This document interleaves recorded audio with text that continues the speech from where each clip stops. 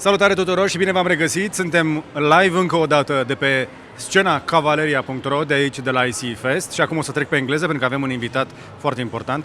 I'm gonna switch to English now so you can understand me. Romanian is not so common outside of this area, the Danube area, let's say. But Romanians speak a lot of English. And it was a big surprise for me that Netflix stepped in. And it was an instant success from what we can see. People are starting to actually pay for movies and even watch them with or without subtitles. How do you feel about coming to Romania? How do you feel about this after the first few months? Yeah. So we knew there was a strong appetite. We became a global brand and launched in Romania back in January 2016. And last year, we became more local by localizing the service, having subs and dubs in Romanian. And we've done this before other countries, before Russia, for instance, before Israel, before Greece, because No way! I swear, because we saw there was some potential and some real, a genuine appetite for people to enjoy entertainment. But you know why? We don't have too much to do, so we watch movies, we binge. Yeah, you do binge, and no, but that's true. It's like there's a love for entertainment and content, and we do think that when we get a great service, like affordable, $7.99, without advertising, localized with your content, and with, most importantly, amazing content available at the same time everywhere in the world, people are ready to pay for that.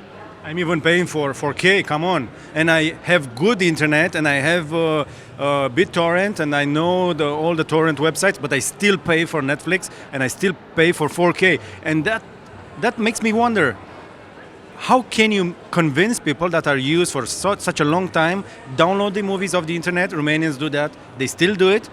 How do you actually convince them to pay for a paid service for your content? Because we're better than free. So it is true. The quality, what you're saying, best picture quality, best sounds quality, 4K, HDR, Dolby Atmos, they're, technical words, but maybe buzzwords, but they do make the difference. And also you have one of the best internet in Europe, if not the best. So you have the capability to basically buy a smart TV and receive the feed and be able to stream online in 4K and HDR.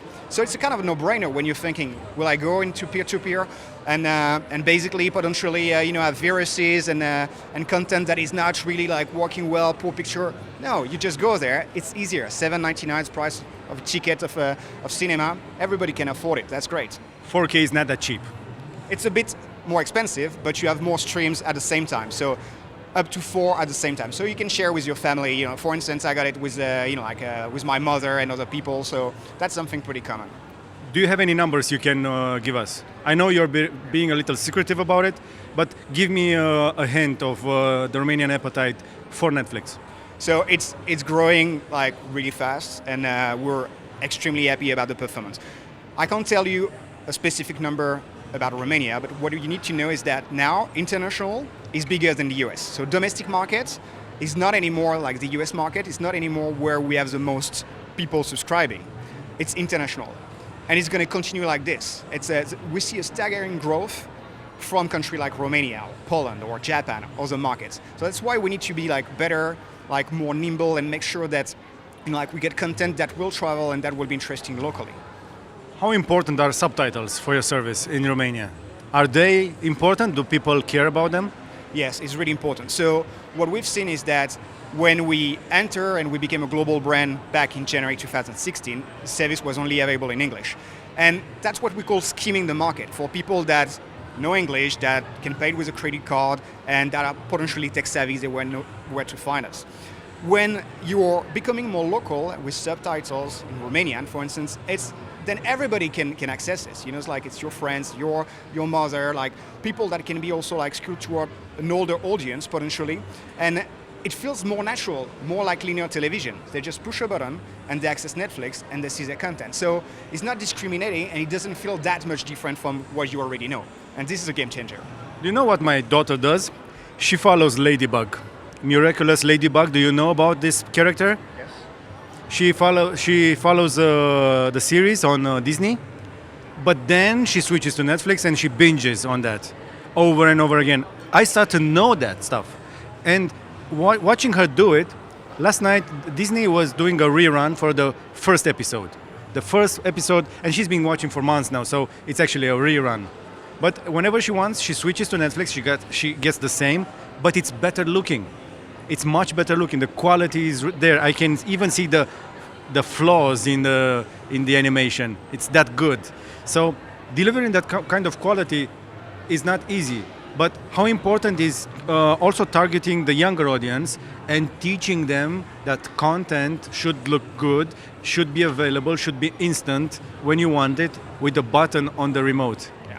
So that's the power of on-demand. You know, it's like the accessibility of the service and removing the tech friction is super important for us. We're currently compatible with every single internet-enabled device. 1,700. So from your smartphone to your PlayStation, from your smart TV, your laptop, everything. And then it's like we empower you. So it's your decision to allow your kid to watch on a tablet or not. You know, it's like or to just give 30 minutes of viewing, you know, per day. That's your role. My daughter has her own profile. She knows when she logs in. She taps on her own name. She doesn't know how to read and write properly yet, but she knows her Netflix. Well, the kids are smarter than us. I'm telling you, you know, like, that's a no-brainer. But what you were saying about the binging is also something really interesting. We've noticed that in many markets where basically sometimes we were licensing a piece of content that was available with a broadcaster, national television, and then was coming to Netflix. And basically the audiences were bigger on Netflix. More people watch it on Netflix because it was on demand and they had the opportunity to watch it their own way. One episode at a time, or to watch a full season in a day. And that's what makes, for instance, like Breaking Bad so successful. When it started in the US, it was, you know, like a good show, but the viewing was like, okay-ish. Then it went on Netflix, and the growth was pretty insane. And it was good for them because every new season brought more people to the linear television. So there's kind of a, you know, like some win-win situation. And we've seen this with the End of the Fucking World, for instance, in UK with Channel 4, with La Casa de Papel in Spain, where there was okay viewing, but when it got to Netflix, it became like a global phenomenon. And that's where, because we have scale, and because we're available in 190 countries, that we can make the difference. So, listening to you, I've been hearing a lot of times the word television. But look at this. We are doing live on YouTube. We are 4K. All our content is 4K. Why wouldn't I go on Netflix?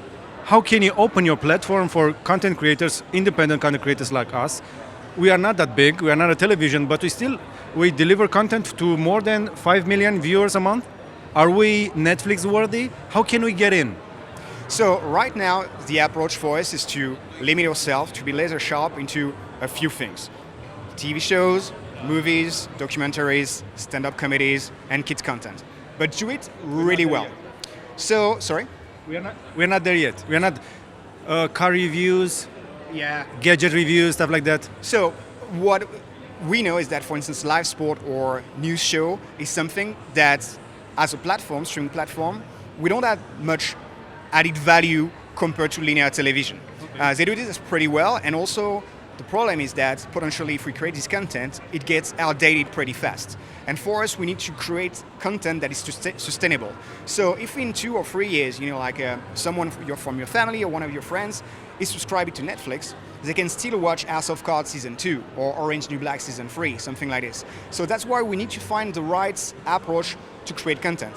Having said that, we're starting to venture into new things like talk show, like with Michelle Wald, for instance, where Chelsea, where there's an element of you know, like something that is new and that could be like integrated to the service and to the platform. So who knows? You know, like great stories and great content creation have definitely, you know, like a sweet spot on Netflix. So we'll see.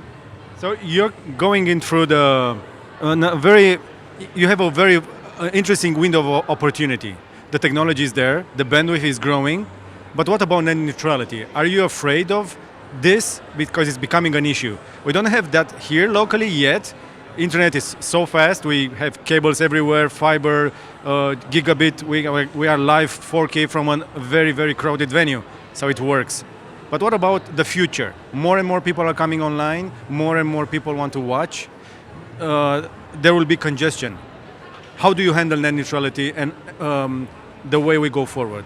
So first, I'm amazed by the quality of the internet here. It's way better than where I live in Amsterdam, and I'm French initially, so it's even better than that. So I don't think you have like this necessarily.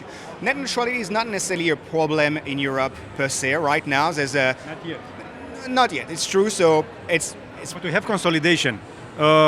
Companies are getting larger and larger, and they will want a piece of the action because now they're just transporting your stream. And I've been hearing from people from like Liberty Global saying, okay, we can work with Netflix now because they're content creators. But you're also a platform, and you're challenging the ecosystem. You're challenging the status quo like YouTube did and Facebook. So what's your strategy to survive, to thrive? So, if I take the example of Liberty Global, we have a deal with them, for instance, one of our biggest partner in the world. And what we do is that we have a smart approach where basically we give them away for free something that we call Open Connect appliances. They are custom-made servers that we place within the ISP. So if they have an office, for instance, here, like a UPC Romania, for instance, we're going to give those custom-made servers to them. So basically, cost nothing, and the cost of the data to stream something on Netflix when you click the button and it reaches the consumer is basically close to nothing. So there's no, we're not impacting necessarily that network. And it's a win-win situation for them because, it's lowering the cost. So there's a lot of things we're doing at that level to make sure that, you can stream without buffering, without any problem. In the US, it's a bit of a different ball game. They just repealed net neutrality. And we're part of several associations to fight against this to make sure that they're going to put it back, or at least they will ensure that the customers won't be impacted.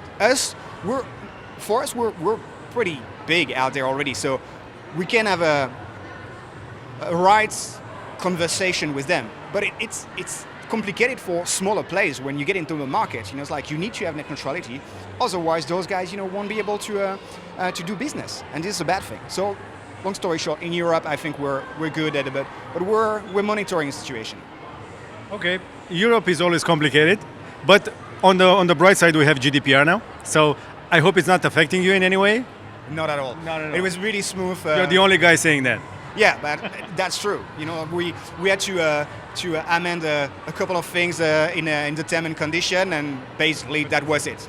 We don't track anything from our consumers. We have an email address and a mode of payment. We're not selling advertising, and the rest we don't necessarily care.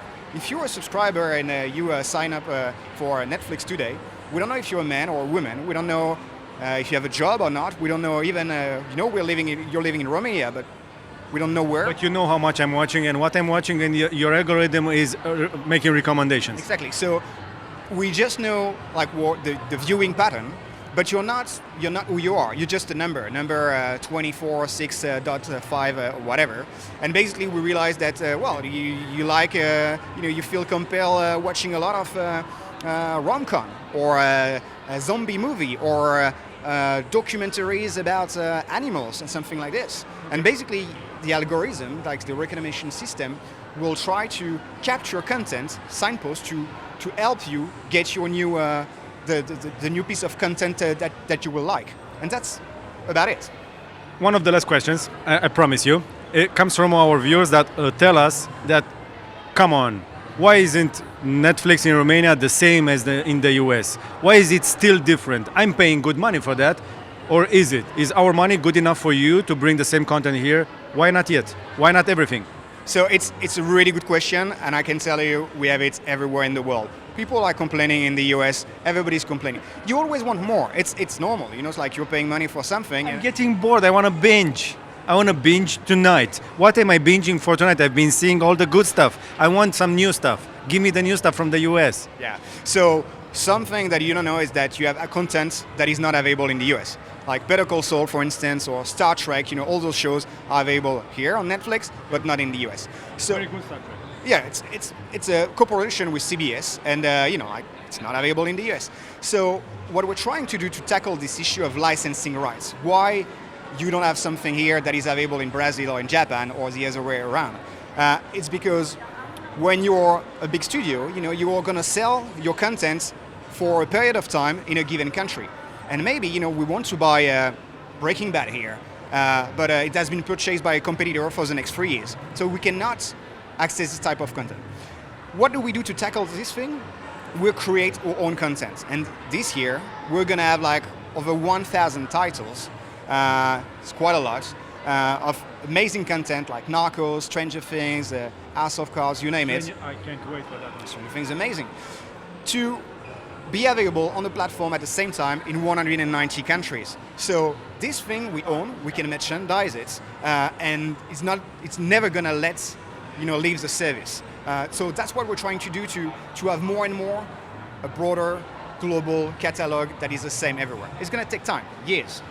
Some of your content is actually really good. I've been watching some of your series. A lot of content. Very good content, but not all. So there's a lot of great content out there. And your platform is so good that is keeping me in. You're doing the same as YouTube or Facebook in that matter. So Netflix is my platform of choice to binge. So if I want to binge, I would binge also on non-Netflix content. You're closing in the ecosystem by supporting only content that you can own. Is this the way to go forward? Do you think keeping Netflix open is a bad idea or a bad idea? How do you tackle this? Because you cannot create all the great content. There's also great content outside of Netflix. How can I get access to that on your platform because it's so good and I wanna keep on binging on yours? So there's tons of content that we're licensing. Like the more, the biggest chunk of the money that we're spending is still in licensing content. Give me some examples. Well, I don't know exactly the catalog here, but The Godfather or The Walking Dead or like Archer or The Expanse or all the great. The Expanse, great stuff. We don't have Game of Thrones, for instance, for the simple reason that HBO doesn't want to sell it to us. But you would buy it? Oh, to buy it for sure. It's like traditionally, if we don't have something, it's probably because the owner of the content doesn't want to buy us, or because there was kind of a competition and people were like, okay, I got this piece of content available, we will buy it. And sometimes you can have a competitor here that will have a partnership with Warner Bros. Or with one of the big studios, and where they have the exclusivity of the content. There's nothing we can do about it. But to be fair, people don't necessarily discriminate or do the difference. They want great content, they see content on Netflix, and they don't really know if it's a Netflix show or if it's a Warner Bros. Show. They just want amazing content. So we try to stick to that and to have like a really good balance between the content we own and the content we license. The takeaway in this, and we're going to wrap it, I think it's a good thing we have Romanians that pay for cable, for the internet, for Netflix, for HBO Go, for Spotify. We are paying for content more than ever, and I think this is making it's good for the content creators. We can get great sci-fi, like we are binging on Netflix, stuff like that. We can have Game of Thrones, can have great music, new artists and all that, and you're part of that, and we want to thank you for that. But keep in mind, we want to see more for the Romanian viewers, okay? No, it's true. And it's a virtuous circle. It's like if you do spend some money, you will get some return on investment. Nearly all the money that we get from you, like you're paying a small fee every month, we reinvest most of it in content. Like $8 billion this year is going to spend in licensed content corporation and production. And it's going to grow again next year. So we want amazing content for every member of the family. You were saying, yeah, not all the content is great, but maybe what you think is not great for, one of your relatives can be fantastic for someone else. So you need to bear in mind that we need content for your daughter. You were saying like she's young, and also for potentially a grandma living in Tokyo. Everybody needs to have great entertainment. Everybody binges. Great conversation. Thank you for your time. Așadar, ați văzut cum sună strategia celor de la Netflix și pentru țara noastră. Facem parte până la urmă din ecosistemul ăsta și e mare lucru că ne bagă în seamă, că avem conținut localizat și că este ok. Ce? S-a întâmplat ceva? Avem o urgență? Avem ceva? We got something special for you. Ia să o vedem. Răzvan ne întoarce. Wow. This is amazing. Stranger Things, Narcos, Marvel, 30 Reasons, Bright, Luke Cage, FOMO, House of Cards, Popcorn, See What's Next. You should work for us. Thank you for having me. Thank you for your time, and we still hope we can get on Netflix someday. I hope so too. Just remember, Cavalleria. Cavalier. Cavalleria. We got the FOMO. We got the fear of missing out on our backs. We keep fighting. That's my team, and thank you for your time again. Right. Thank you. Have a great day.